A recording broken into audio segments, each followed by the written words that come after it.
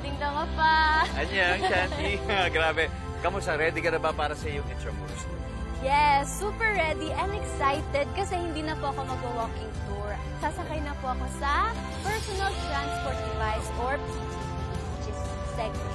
PTV, parang pangalan pala, sobrang high-tech na.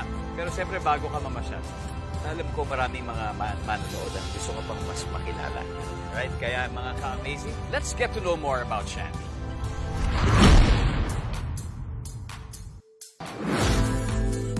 Hindi na mapipigilan ng K-pop wave sa Pilipinas. BTS,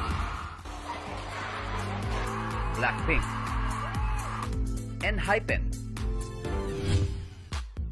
Pero kasabay ng mga world-class Korean artists ay isang Pinay. Nagniningning sa K-pop scene bilang member ng Korean girl group na Lapilus. Annyeonghaseyo mga ka-amazing! This is Shanty, certified kapuso!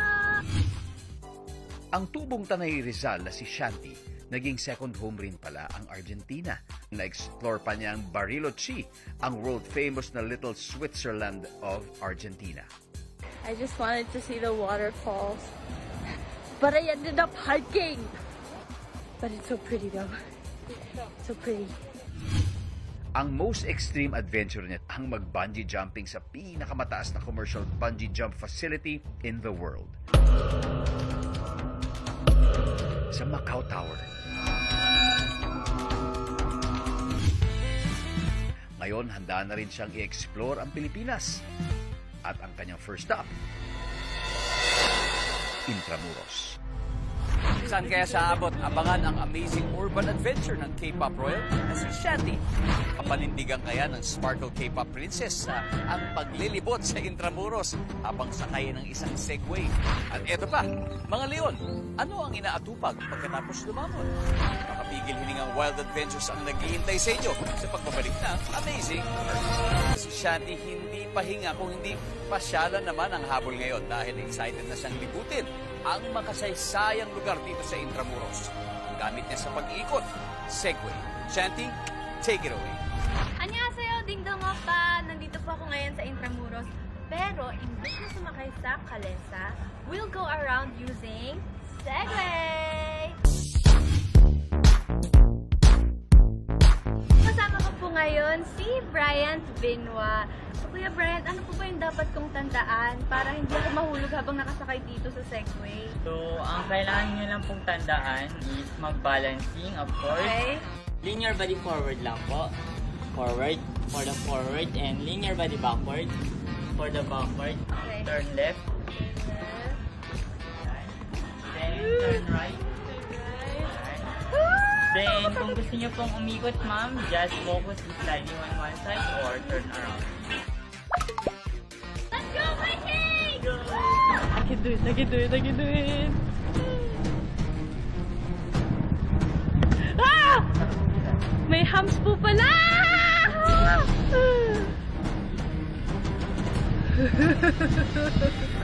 Kaya ko to. Medyo nasasanay na ulit ako. Pero, nung nasanay na po ako, parang feeling ko hindi siya delikado actually. Kasi malaki po yung bulong niya, tapos kahit anong galaw-galaw mo, talagang nasunod lang po talaga siya sa'yo. So, hindi niyo po kailangang matakot pag sumakay ng Segway. Now here at Fort Santiago! Tinaguri ang World City ng Pilipinas. Ang Intramuros ay ang oldest district sa Maynila. Second stop, San Agustin Church! Ang San Agustin Church ay isa po ito sa pinakamatandang simbahan sa buong Pilipinas. Ah! And for the third and last stop, Manila Cathedral! First time ko po kasing bumisita dito sa Intramuros and ano po, parang naging plus yung experience dahil po sa Segway. Ang sarap lang yung mahangin, tapos nag-wheels ka lang, nag-segway ka lang.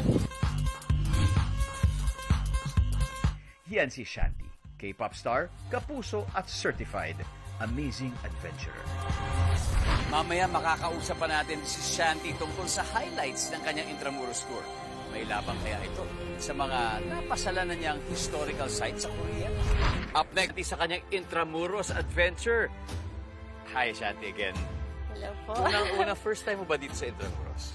Yes, it's my first time po actually. Okay, so Yeah. maraming first. Pati pag sa Segway, pagsakay sa Segway, first time mo rin. Opo, first time ko po kanina. Takot na takot po ako nung una ko pong try kasi balance po kasi yung kailangan dun eh. So how was it? How was your experience touring Intramuros for the first time using a Segway for the first time? It was fun kasi masyado po super comfy niya. Gawa ng, syempre kapag if you go to a tourist spot and stuff, you have to walk and hindi niyo nagagala lahat kasi. Pero with Segway, talagang na-appreciate ko po yung lugar. Yeah. Napuntahan ko po yung mga gusto kong puntahan. Tapos, ang sarap lang. It was fun. Yeah, I liked it. Ano ba rin yung na-feel mo when you saw, you know, these walls in Intramuros na sobrang yaman sa kwento? Ano ang Yeah. nararamdaman mo when you saw them? I don't know how to explain it, but it felt different. Kasi, syempre, as a Filipino din, parang nararamdaman ko yung history. Yeah. Na-appreciate ko po siya lalo.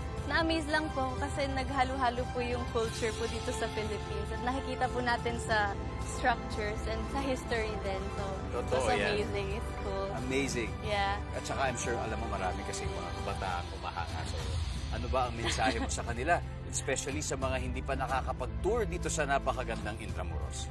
Ayan, sa mga ka-amazing natin dyan na mahilig mag-travel, might as well visit Intramuros din kasi it's filled with history and our history po as Filipino, and I think that we should appreciate that more, and it's really beautiful po. Lalo na, if you try Segway, talagang mag-e-enjoy kayo. It's really fun po. Thank you very much, Shanti, for sharing you so your much. Intramuros Thank adventure you. with us. Thank you po. Sa uulitin. Yeah. Now, see you around sa GMA, of course. I'm sure marami kang magiging projects and Opo. all the best sa'yo. Thank you so much. Ang susunod ko ipakikilala sa inyo sa una